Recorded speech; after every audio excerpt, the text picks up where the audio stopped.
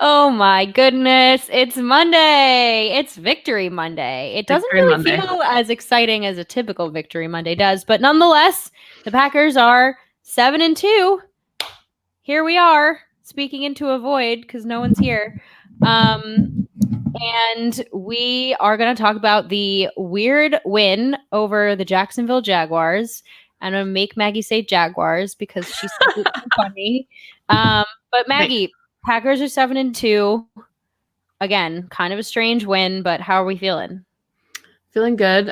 If you saw me on Twitter, I am drinking the cat's meow tonight because I love a good theme, and Perry wants me to say Jaguars, so it's because Jaguars are cats, so that's why I'm drinking this beer tonight. But no, I mean we both rewatched the game, and I think after rewatch, it was not maybe as ugly as we had made it out to be, and I think a lot of that, we'll talk about all of this, but it just felt like an anomaly game where everything bad that was going to happen did happen, and it kind of snowballed. But the fact that the Packers were able to bounce back from that, I think, is what we wanted to see, specifically on the defensive side of the ball to close out the game.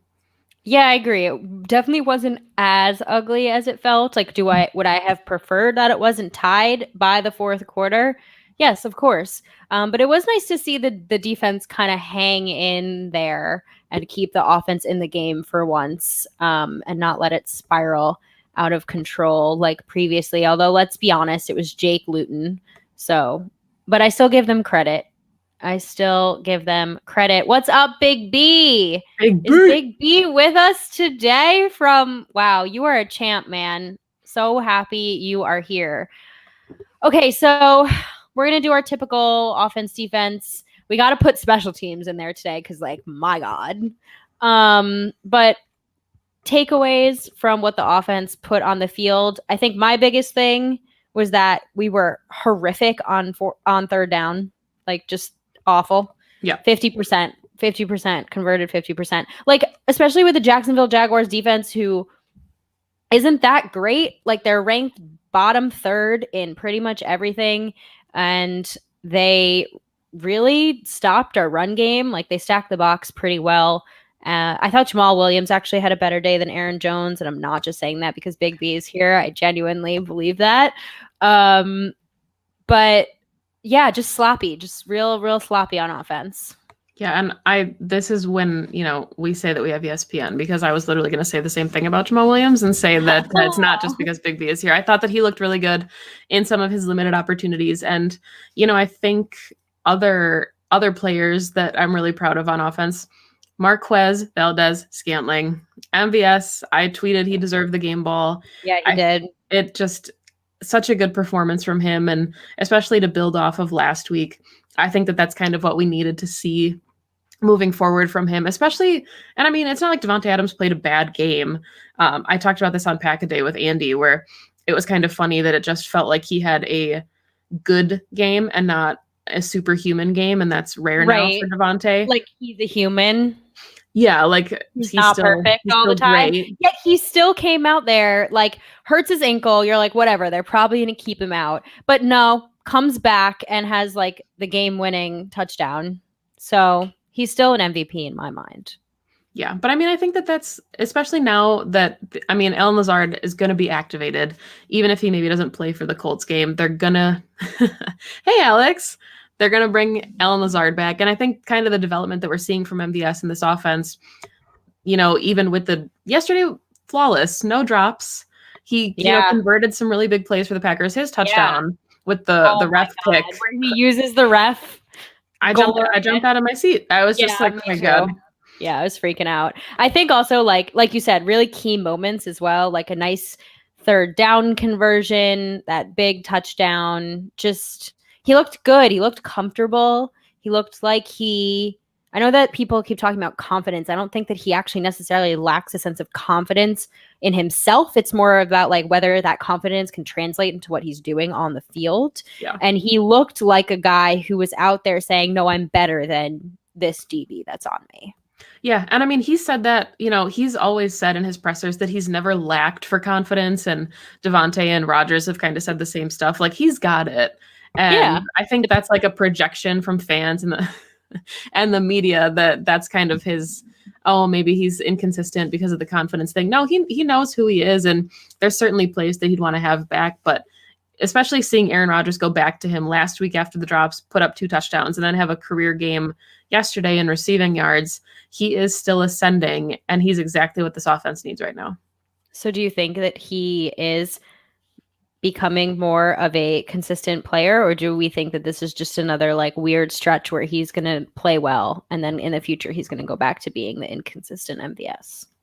That's kind of a tough question. You don't know the answer to that, but I'm curious your thoughts. If this feels like the corner turn or if it's just typical MVS. No, I think he is turning a corner. And I think it was as early as, or as most recently as last week, where you and I had said, like, is this just who MVS is? Like, is he a deep threat?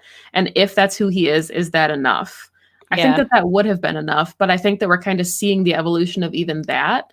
And he's keeping defenses honest. And if he can have half of the production that he had in most of these games and just be a viable wide receiver 3, if the MVS that we saw yesterday and 2 weeks ago is your wide receiver 3 on your roster, we will never hear people complain about needing wide receiver again. No, because we'll have Adams and Lazard and him. Yeah, I thought he looked great. I was really like, I don't proud is the wrong word, but just like, I love seeing someone be like, nah, F the haters. It's kind of like we've watched it too. Like we've watched Devontae take the time that he needs to ascend into who he is now. Even Jordy Nelson didn't become the player that he is because he was just behind guys like Greg Jennings and Donald Driver for so long. And it took him about four seasons to get to the Jordy that we know and love. And I think if Rodgers has the confidence in MVS that he clearly does, then it's only a matter of time before he puts up more consistent numbers. So I think it would be great if this was who he was. And I mean, I think that we're going to see more development. When Rodgers was rolling out and he ended up rushing for a touchdown, I kind of thought that he was looking at Equanimous in that moment. Big Dog was behind him too, so he had a couple options there. But I think that we're going to see EQ in the mix more. You know, we saw love that. We saw Tunyon is still, you know, one of his favorite targets and reliable guys. He went to him on a number of third downs. He had the nice conversion where his DB slipped and he had that big gain on the sideline. So, you know, I think the pieces are here on offense and we just are kind of, you know, seeing the cohesion. So I'm going to flip it now and ask you a tough question because, you know, it's just what we do on Happy Hour. But if Tyler Ervin can't go for a couple weeks, you know, we saw what the offense looked like without him. We saw how good the offense looked with Aaron Jones and Tyler Ervin back against the 49ers. Is it a significant loss if he does have a rib injury that lingers and he can't play for a couple weeks? I mean, I don't want to call it insignificant because we clearly use him and need him, but I'm not going to compare it to losing like an Aaron Jones or a Devontae Adams. Like it's not great. We hope that someone else can fill in for him. I think we do have players on the roster that can fill in for him offensively. To me, I'm more concerned about like special teams because our punt return, I mean, it wasn't great when he was in either. Let's be clear. And you and I talked about this today. Like Packers had some pretty shit field position for a lot of their drives. That's what I'm more concerned about, right? Like, why don't we have, and I think Andy said this on Pack a Day today too, like, why don't we have someone else who can come in and take over for those? And I honestly think, and this game showed it to me too, like those little things like field position and a strong return game and, you know, stuff like that is more vital than I think people give it credit for. You know, it's a lot harder for this offense to go 90 yards than it is for this offense to go 75 yards and have to pick up 2-3 more third downs potentially than they would if they had a better return game. So I definitely don't discredit Tyler Ervin by any means. I just wouldn't call it like the most significant thing ever. Yeah. I mean, I think Robin, there's a couple of people talking about it in the comments where most of what he brought to that offense is, you know, the illusion of complexity, as we like to call it, and the marriage of the run and pass game and, you know, the jet sweeps and the motion and all the different stuff that he is able to do to kind of play into LaFleur's scheme. And Robin mentioned MVS kind of being that guy. We saw Alan Lazard take an end around earlier in the season. I think it was week 1 even. Can do it too. So there are pieces there, but yeah, I think that the loss of Tyler, specifically, like you said, on special teams is where he'll be felt the most. Yeah, for sure. And again, that's like no discredit to him. Like I completely agree that his him being the motion guy, people respect it. I just think that clearly we still need some work on special teams. Fire Ron Zook. Haha, just kidding. Good one, Perry. Good one. I'm so funny. Okay, so I want to talk a little bit about just like sloppiness, because I think that's something the Packers have been really, really good at this season, is like not shooting themselves in the foot, not killing themselves. And there were some bad penalties on Sunday. Bad penalties in really key moments. And I'm not going to sit here and go, oh, refs, blah, blah, blah. But I thought that Billy Turner penalty on Davante Adams' touchdown was absolute BS. Like, that was BS. And that's the thing. Like, imagine they go into this second half 21-10 instead of 17-10. Like, that's a very, very different game coming back out. And it may just have felt a little bit more of a solid win if they had that not get reversed. And I just think there were things like that really built up over the course of the game. Obviously, a very uncharacteristic fumble by Davante Adams, a very uncharacteristic pick by Aaron Rodgers, which, watching that back, I was like, yo, dude, what was that throw? Like, you don't say that normally with Rodgers, but like, he did not put that ball in the right place. So just like really weird, uncharacteristic things that I think like built up over the course of the game that kept the Jaguars in, and I don't think that those are like repeated mistakes necessarily, more that they just all happened to come in the same game, but they still won. They still battled it out and won, which is also the difference. Yeah. And I mean, I think one of the things that I'm curious about moving forward with this team is, I know the lack of fans in the stands can kind of contribute, and having that energy that the fans bring, especially at a stadium like Lambeau Field, even though, certain people have said that the energy is not there as much as it had been maybe previously, but the Get Loud Lambeau campaigns were working really well. And, this is the weather. Like, this is what living in Wisconsin is. I feel like that's a bullshit excuse. Is that a bullshit excuse? Yes. Okay. And I mean, I think that that's what we need to see from this Packers team. You got 4 more home games left to close out the season. In December. You got to make something happen. And especially if, right now the Packers are the number 1 seed in the NFC, and a lot of football left that very well could change. But if you are banking on potentially having a bye week and hosting a playoff game, you got to learn to play in the elements. And, we saw them handle Seattle really well last season in the divisional round of the playoffs. So we know they can play cold weather games. They had the goal line stand against the Panthers last season. So it is there, but it just seems like the last couple weeks have almost caught them off guard. And wind in November is not rare for Wisconsin by any stretch. No, neither is like hail, rain, sleet, snow. And this team has won This team has won in those conditions before. So I think that, like, I don't know, the team obviously has not been blaming the weather, because if they did that, we'd all be like, But I've seen a lot of that on Twitter, and it's like, no, like, this is football. You play in all things. And, it's Lambeau. You expect that when you're there. Mason Crosby's not out there studying wind patterns within the stadium for nothing. He knows to expect it. Yeah, he knows to expect it, right? So, yeah, I hope that they get it together at home, because suddenly you don't want to be like, well, do we even want a home field advantage in the playoffs? Like, you do. You always do. Right. I think the flip side of that, too, is like, are a lack of fans really impacting the juice of this team? Because the energy also wasn't there, and that's been a pretty common theme. And I think the Jaguars came out with energy. They came to play. They were not like, we're 1-7 and we don't care about this game. Like, they came to play, and it showed in the energy levels at the beginning. And that's also been a common theme this season.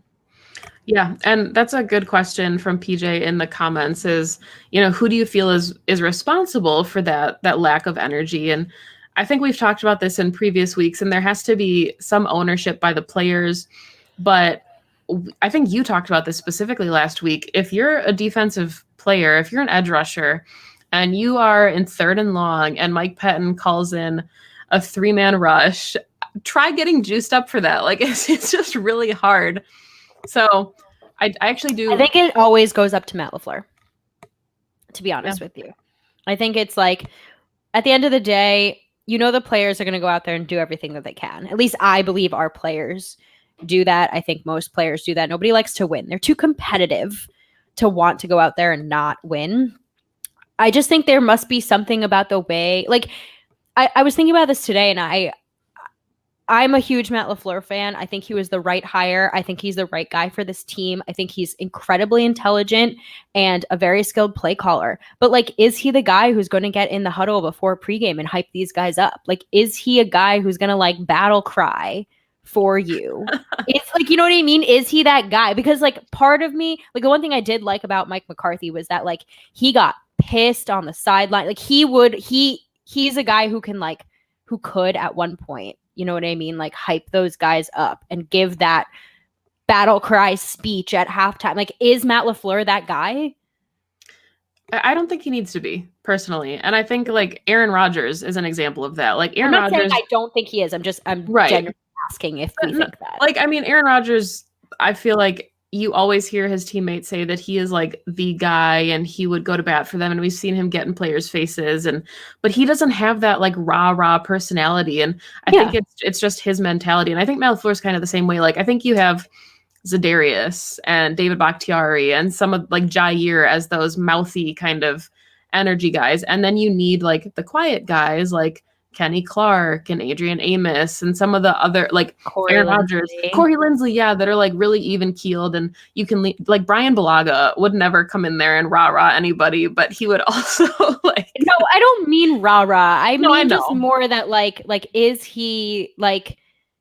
I don't know. Obviously, I'm not in the locker room, but I just think back to like, and I think he's grown a lot, obviously, over the last 2 seasons. I just think about that like first press conference, you know, where he's all like nervous. Like, can he stand up? And we've seen kind of at least last season when the media can get into the locker room and you could see like the post game speeches, and you could see that the guys like when he was handing out the game ball were ecstatic and like jumping up and down and all over him, and it does feel like he has the respect in that locker room. I'm just wondering more about like they love him, and they should. I love him. Like I said, I think he's the right man for the job. I'm just wondering like when it's, you know, that make or break moment, you know, who on this team is giving that speech before the last drive or like halftime when they need to come back out there, and we're like, who is that guy on this team? Because I think it's Zadarius Smith. Yeah. And I was going to say, I mean, I think with Matt LaFleur too, like we saw, like you said, the development, and he has said, you know, kind of like quite a bit in his pressers that he wanted to have like a player-led team. And that was something that he, you know, he had a leadership committee, he had Zadarius and Aaron Rodgers, and he had a lot of guys that he felt comfortable with. And he would ask them, like, if there's something you don't like about the game plan, if there's something that we should work on, like it's an open door policy, we'll talk about it. And I think that approach so far has worked, but I do think, to your point, like I think that's really interesting that, yeah, maybe there is, you know, because I think Nathaniel Hackett can be that guy. Mike Smith can be that guy. Yeah. I don't think Mike Pettin is the fire up guy for this defense. Think so either. I don't think so either. It's just something that I've been thinking about a lot because I think there's something to be said for like lack of fans. Like it has to come from internally now. And so I keep wondering, like, who is that guy on the team, whether it's a coach or a player, who's getting them fired up from within? I don't know. I don't know. Obviously, I'm not in the locker room. Wish I was, but I'm not. So speaking of Mike Smith and Zadarius Smith and all the Smiths, defense kept us in this game. From watching it live, was kind of like, damn, our defense still sucks. Because why am I blanking on the running back's name? James Robinson. I was thinking about Ronald Jones and his like 90-something yard touchdown for some reason in my head. James Robinson still like kind of ran on this team, you know. Got a few, yeah, thank you. Got a few extra yards on a lot of plays that like you wish he didn't stretch for. But I also thought our defense kind of came to play. They sacked Jake Luton 3 times, twice on that last drive to really like seal the game. They kept the offense in when the offense struggled. So what are your takeaways? Like, did this defensive performance like answer any questions for you? Do anything for you? Make you feel worse about them moving forward? No, I mean, I think on rewatch, I definitely felt better than I did live because the live broadcast masks a lot of things. And once you get the all 22, you can kind of see personnel groupings and things and get a better sense of what the defense is doing. But, you know, I think, you know, I had put on Twitter something like, this is exactly what you want from your stud four, so 55, 52, 91, and 97. That last drive was kind of everything we wanted to see from that four-man rush and the key pieces of your front seven. And a lot of the comments were, where was that all game? It was there. Like It was there. It was there for most of the game. Yeah. So just because, and I think that's kind of a two-parter where maybe you are thinking that you're not seeing it enough, but when it is crunch time and the chips are down and you need a play, your playmakers made plays. And at the end of the day, that's all you can ask for from this defense. And I'm in complete agreement with you. I thought Rashawn Gary was disruptive the entire game. Obviously, Zadarius Smith had the sack mid-game. It wasn't just the last drive. So I agree with you that the rush was there. We put the pressure on Jake Luton. And I think also in tandem with that, this is usually how it goes, our defensive backs pretty much handled their wide receiver core quite nicely. Yeah. And you can say, oh, it's the Jaguars, but it was also, oh, it's our second stringers. We were missing both Jair and Kevin. So I thought that Josh Jackson and Kadar Holman did a great job. Yeah. And I mean, Keelan Cole had the touchdown that was really nice into like triple coverage in the middle of the defense. But beyond that, they didn't put up too many yards on offense. The other team gets paid too. Yeah. And that's exactly it. And I mean, I think Rashawn Gary was really disruptive. We saw Z disruptive. There were a couple kind of like, I don't know, not give up isn't the right word, but there seems like a lack of hustle sometimes from Preston that I don't know what the deal is. You're having a hard time with him right now. I am having a hard time with him right now because I think when you see the pressure like we saw on the final drive from the four-man rush, it's everything you want it to be. And those are the moments when those guys earn their contracts. But those key moments are not necessarily going to be worth the rest of the snaps that they have to take. Do you know what I mean? Like, does that make sense? It just seems like, I guess the energy is there when it needs to be there. Yeah. But we're not seeing consistency. In the same way we critique the guys on offense for not being consistent, it feels like there's a lack of consistency in the pass rush too.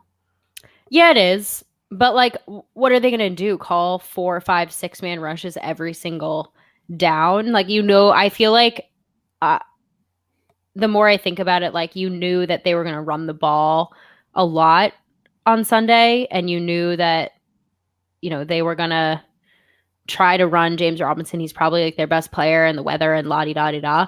But you're not going to rush the passer when they're running the ball. So I agree. And I do agree with, where's the energy all the time? And like, if you put the energy in all the time, then maybe you wouldn't be on the field as long as you are. Like when you condense it. But I also feel like, they were going to run the ball a lot. Kenny looked great. Kenny looked great. I got it. Kenny, I think was back to his full peak form. He had this one dope tackle for a loss that I was like, he's back. Well, but that's the thing is the play before that, somebody got past Preston and he reached an arm out. Yeah, I did see a few of those where he was that's what I'm talking about. Even if you're not rushing the passer the entire game, you still have to be committed to gang tackling, and it can't all be hitting the quarterback.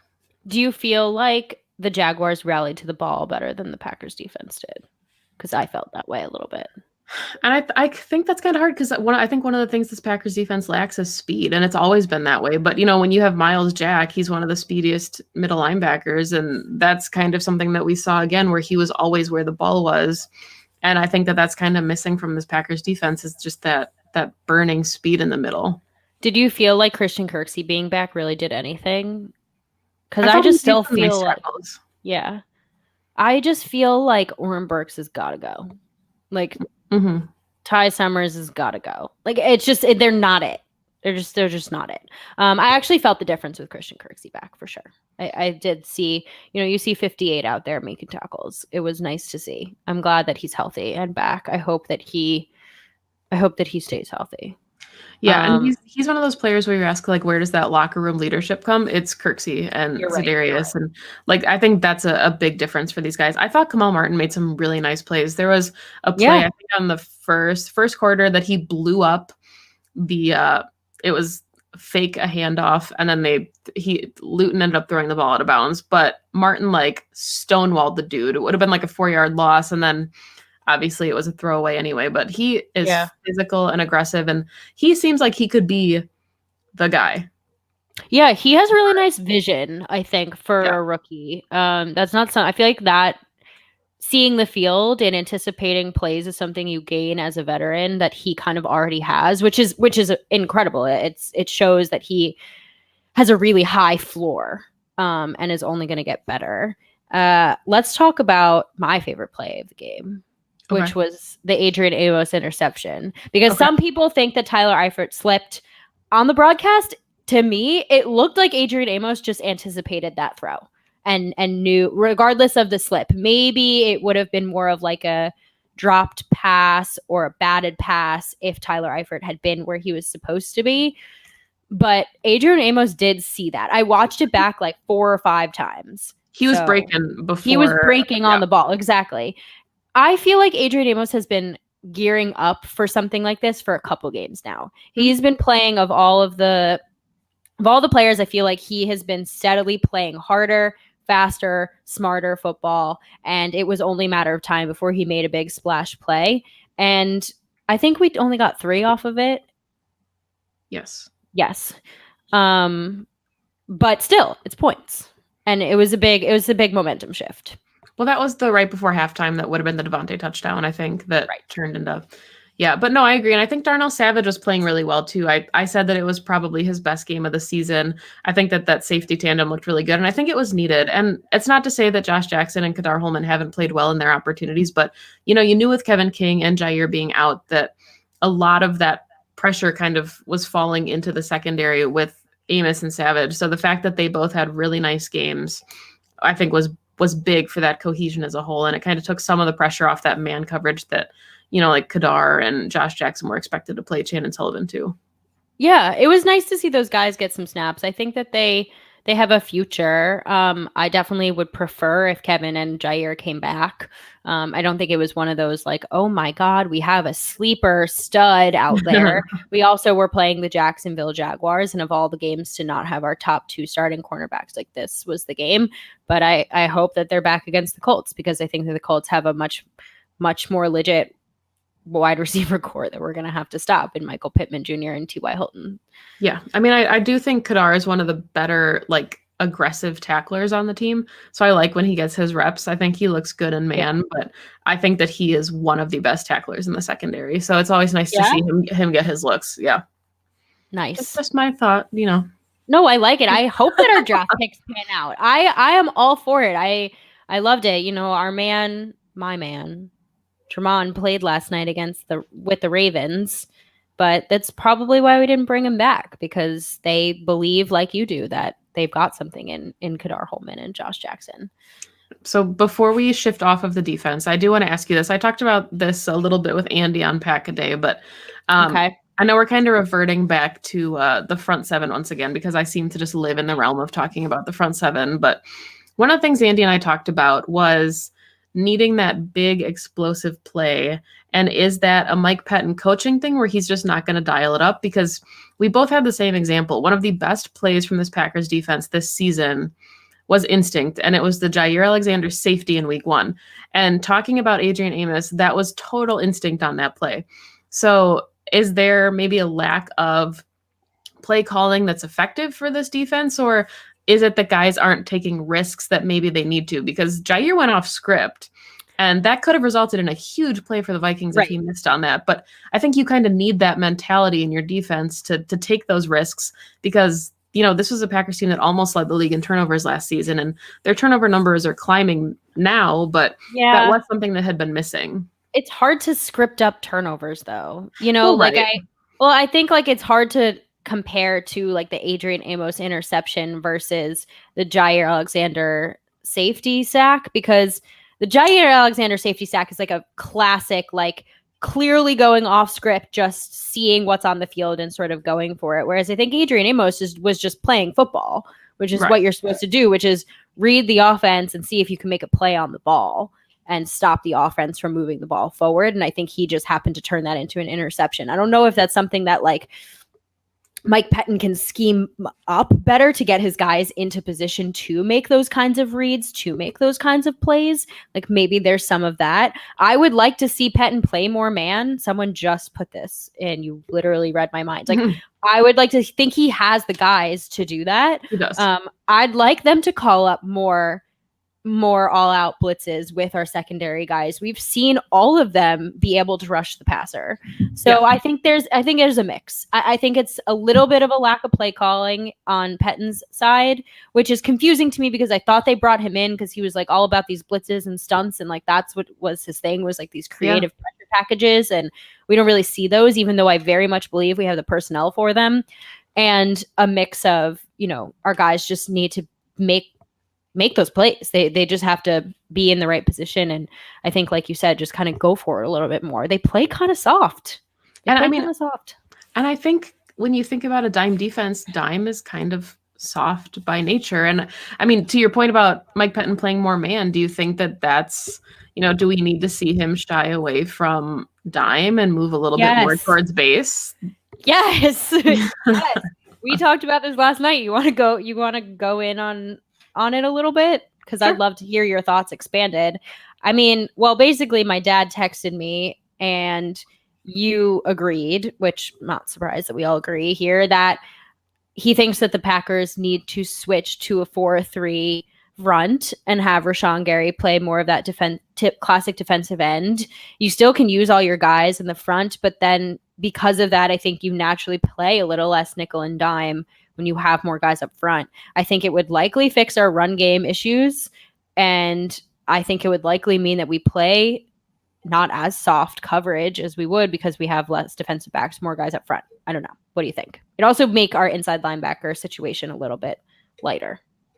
Yeah, I mean, it's hard to say like 4-3 versus 3-4 just because it feels like there's so much hybrid in the league that there doesn't really exist as one or the other. But no, I think as far as personnel packages are concerned, having a front four of Zadarius, Preston, Rashawn, and Kenny Clark, or if you sub in, Kingsley Keke or Montravius Adams, that's a really stout front four. And I think that part of this Packers deficiency, like you said, is in the run game where you're not able to fill gaps. And Kingsley Keke, there were a couple really nice pressures that he had, especially in tandem with Rashawn Gary. The two of them looked really good on a couple pressures against Jake Luton in the game yesterday. But yeah, I mean, I think that ability to bring pressure does kind of alleviate some of the stress on the middle of the defense, because I think that's one of the weaknesses for this team. And if you have those big bodies, especially when you have versatile guys like Zadarius and Rashawn who can play pretty much anywhere in that front four. Yeah, exactly. You can move them around and set yourself up.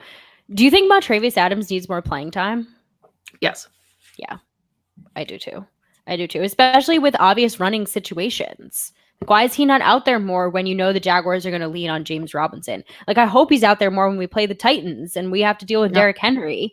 Or I don't know if Christian McCaffrey is even going to play when the Panthers come to town. But, those more obvious – he's not a 3-down guy. He's not going to be out there every snap. But in very obvious run situations, like I don't necessarily understand why he's not out there more, because I think he's proven to be the best run defender. I really want to see more base with Kenny Clark, Montravius Adams, and Kingsley Keke. I think that's a nice 3-4 front with those three. And then you have Mont as kind of your run stuffer, and Kingsley Keke and Kenny Clark is their ability to rush the passer. And I don't think we've seen that enough. And I don't know. It seems like, especially if you're playing draft and develop, Montravius Adams, you'd think, would be one of the higher players on the depth chart, given his draft pedigree and how the Packers want to see him they ascending. Want to take care of their guys in house. Yeah. Is Brian Gutekunst here? Yeah. Are you listening? Is anybody listening? We have some ideas. They're probably like, y'all sound dumb. I don't think we do. He would not say that. No, he'd be like, it's so nice that you spend all of your free time thinking about this when you don't get paid to do that. That's what he would say to us. No comment. Is he wrong? Come on, comment. Me? Comment on the... Let's talk about special teams. I'm just kidding.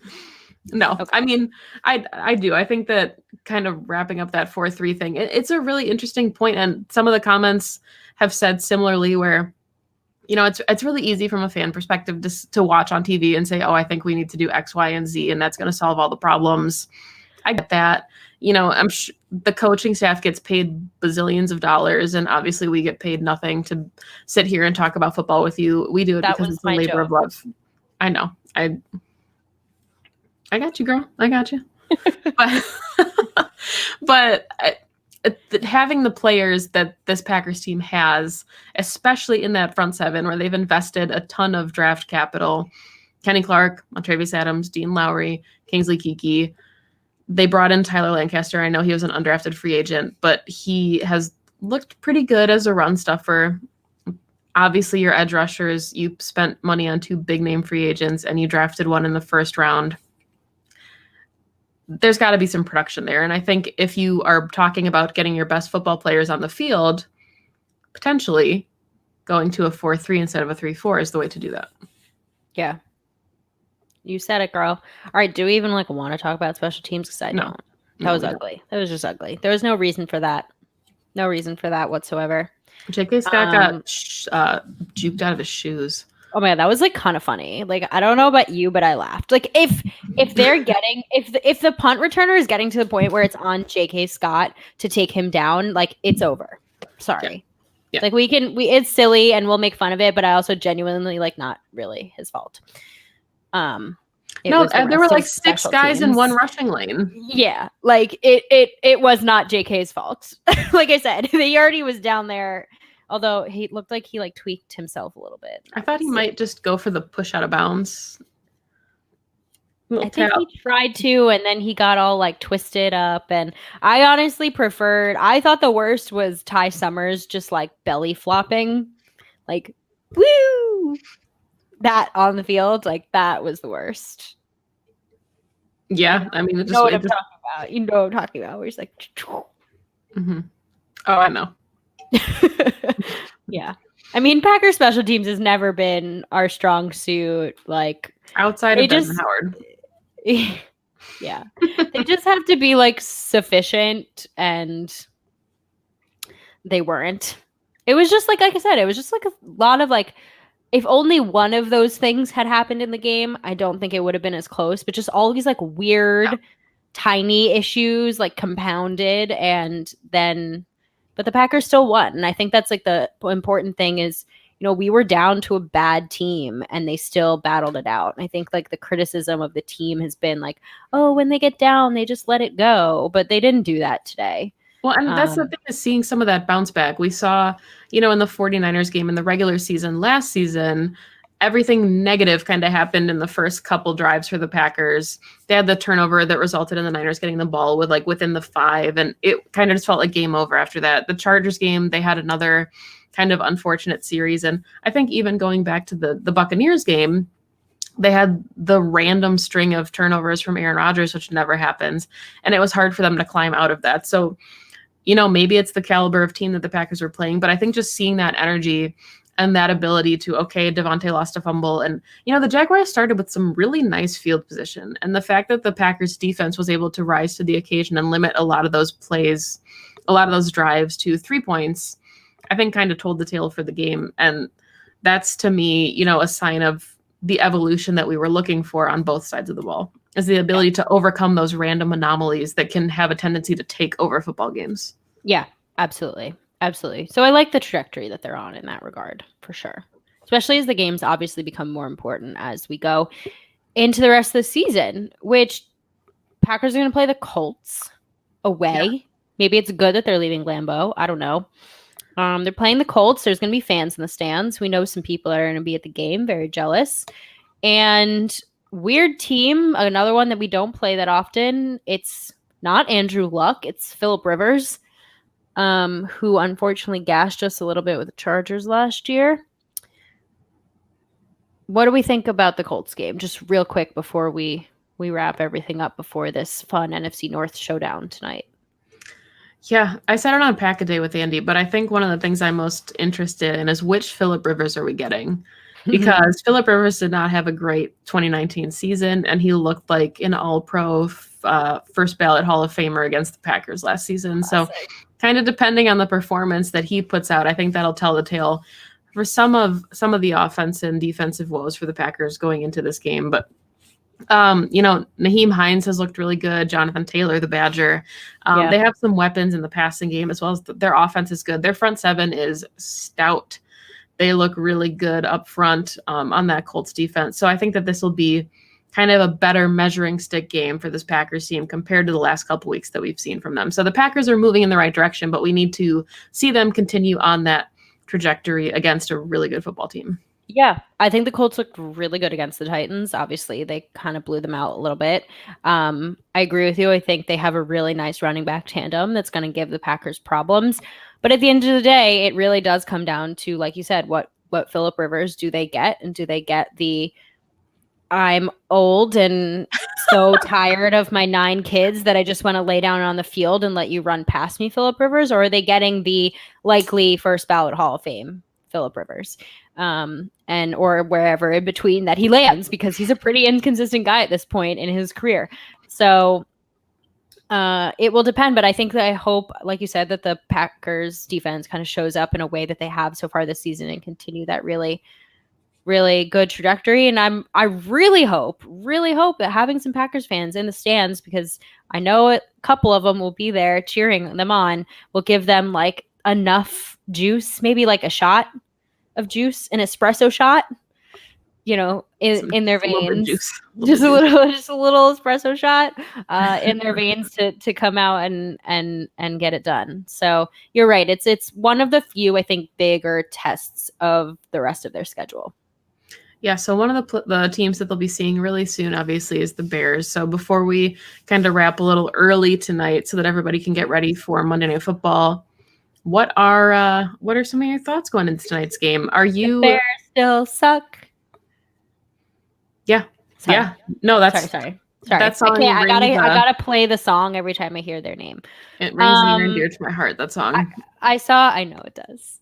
I saw a meme today that was a goldfish with a kind of like head, like hat on. That's a shark's tail. Okay. And it was captioned "The Bears, the first half of the season." So it's like a goldfish like dressed up in a shark costume. And I just thought it was hilarious and also like quite accurate. Like it's very accurate. They were like, everyone called the Packers a fraudulent 13-3 team because they were winning ugly, but they still ended up like getting themselves into positions to win and pushing themselves into the playoffs. Like I think that the Bears, the first half of the season, were masking a lot of issues that are now coming to light. And they have still have a great defense, so it'll be interesting to see them go up against Kirk Cousins. But Dalvin Cook right now is a magician. That guy is a magician. Like, sorry, I know that I shouldn't, say good things about division rivals, but it's hard not to have so much respect for Dalvin Cook. So I think I actually think it's gonna be a pretty good game tonight. It's gonna be pretty close. The Bears' offense is just so bad. It's so bad. That's the matchup I'm most excited for, is Dalvin Cook versus the front seven of the Bears, because I think that's kind of going to tell the tale for the game. Yeah. And, obviously Eddie Jackson, they have some really good players in their secondary, Kyle Fuller. But, yeah, that's the matchup, is how does Dalvin Cook handle that Bears front seven? Yeah, exactly. That's what I'm looking at too. You can't. And this is the tale of the Bears for like my entire living memory. It's just like, yeah, they have a great defense, but what are you going to do with a great defense if you can't score points? Yeah, exactly. You're not going to win many football games. So then who are you rooting for tonight? I know that we would root for a meteor, I guess, but if that isn't going to come into the stadium, do you want the Bears to ruin the Vikings playoff hopes, or do you want the Vikings to take the Bears down and hopefully neither of them make the playoffs? I think it's kind of like a win-win for the Packers either way, because either way, like, okay, so the Bears beat the Vikings and the Vikings just fall further down in division standings. Maybe they push themselves into better draft capital, but like likely that doesn't really mean anything for them. That's going to be like very meaningful for the Packers moving forward. Or the Vikings win, ruin the Bears' hopes of getting into the playoffs, and put them in more of that like mediocre range where the draft, like who are you really going to get that's worth it in the draft when you're 8-8. So I don't know. Either way, it's fine with me. The Packers are going to come out on top of this division. They're on top of the NFC, and nothing about this game is really going to change that. So either way, we get to see a division rival lose. Love it. You love to see it. A tie would be great, but that, that's not going to happen. So I don't know. What do you want this tonight? I don't even remember what I said on Pack a Day, honestly. I just really, really, really hate the Vikings. And at least with the Bears, there's like a mutual respect of like, look, we're the oldest rivalry in the NFL and it's cool. And, we're in this together. And the Vikings are just like, bleh. That's my summary of the Vikings. Just bleh. Yeah. I don't know. I think it would be kind of fun to watch the Vikings beat the Bears. It would make me feel a little bit better about like losing to the Vikings a couple weeks ago. I don't know. It doesn't matter. All the possible outcomes like suck and are fine. That's a good summary. Thank you. My hard-hitting analysis right there. They suck and are fine. Yeah. All right. Any final thoughts on this week for the Packers? I don't know. I mean, I can wax a little poetic and say that ugly wins are better than ugly losses. And I think that the Packers are getting this one out of their system. And I think that they're going to be fine. And I think on the rewatch, we would both agree that there's not as many negatives that we maybe thought after this game. And I think the Packers are still an ascending football team that will be in playoff contention. And I think they're going to work out their issues. But everyone always just calls me an optimist when I say that. But, it's better to be a good football team winning ugly than losing. And Seattle just lost 2 in a row, so boom. I love watching Seattle lose. Always have, always will. Mm-hmm. Yeah, I think that I think just like my real final thoughts are just I like seeing the Packers win in different ways. Yeah. I think we've only seen them win one way so far this season, and it was a little bit concerning, and we saw them win a different way, and it's okay. It's okay. They came out, a win is a win. It doesn't matter how. In the record books, it's a win, and that's all that matters. So, all right, everyone, say thank you again for joining